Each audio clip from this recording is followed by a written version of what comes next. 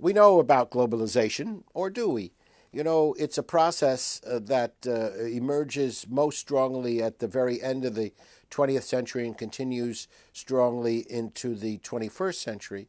It's a form of economic integration. Some people think of it as a huge amount of exploitation where vast corporations operate without regard to national borders, and where goods are manufactured where labor is cheapest, very often in exploitative manner, and sold where consumers have the most money. And it depends upon a continuous imbalance between the cost of production and the price of consumption. Globalization is a kind of universal capitalism. And once China bought into it with reforms of Deng Xiaoping after the death of Mao Zedong, then China became, for a long time, and remains at the moment that I'm speaking to you, one of the major sources of the goods that get traded through globalization and so on. So globalization in performance studies terms is related to interculturalism, is related to how do we connect what goes on I'm speaking to you in English, for example, what goes on in the Anglophone world, which goes on in the former colonial world of Western Europe, particularly, France and Spain, and to some degree Germany and Italy and the United Kingdom for sure, and North America. These are the colonial powers, Portugal as well as Spain. And at one point, these colonial powers ruled all the world. They ruled all the world, 100% of the world. If Japan was somewhat independent, if China was somewhat independent, they were independent in a technical sense, but they were very, very dependent on the colonial powers. But with World War I, with World War II, with the advent of new kinds of methods of production, with the anti-colonial movements that were so strong, with the divestment of colonial authority, the world became independent. But how independent did it really become? In other words, the corporations that control the flow of goods, that determine the rate of profits, are still heavily weighted towards North America and Western Europe. The Soviet Union, for a time, from 1917 till when? 1989 or 1993. The wall came down in 89, the Berlin Wall. I think the Soviet Union survived into the mid-90s, did a counterbalance. But Soviet communism was not Marxism as Marx envisioned it. And after the collapse of the Soviet Union became Russia again, plus a series of states that devolved themselves from Russia. And these all participate in this globalization.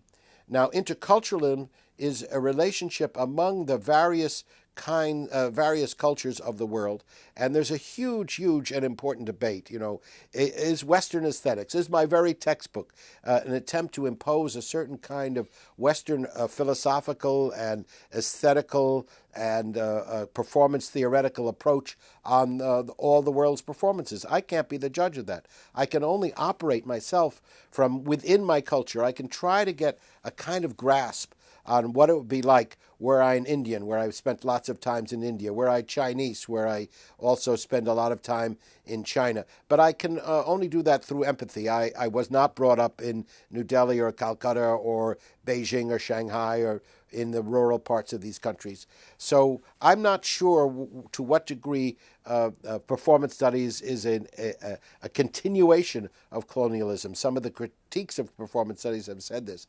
But I do know that in my own work I try to be extremely sensitive to the values of other cultures, at the same time adhering to certain core human values that I would say I know are invented. They're not God-given, but I still believe in them, freedom of expression, emancipation for all people, equal treatment of women, no death penalty, etc. There are a whole set of these values which I deeply believe in. In terms of performance, there are really two kinds of intercultural performance.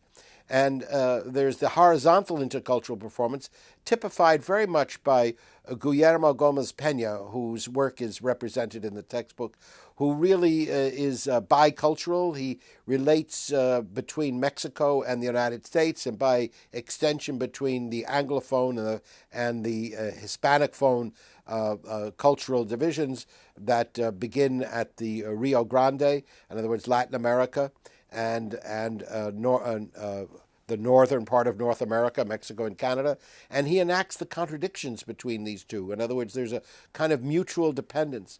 There are other people who also deal with horizontal interculturalism, such as Ong Keng Sen, who is a Chinese Singaporean. Singapore has a population that is largely Malay and with a strong Chinese minority, another strong Indian minority.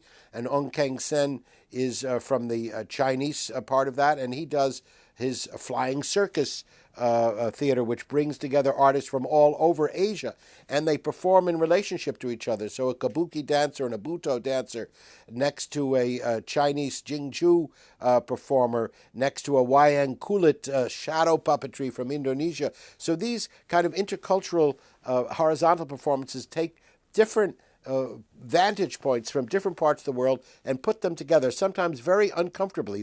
The processes can sometimes be contradictory and explore the rifts and breaking points between cultures, and that's what makes them very exciting. That marks Gomez Peña's work.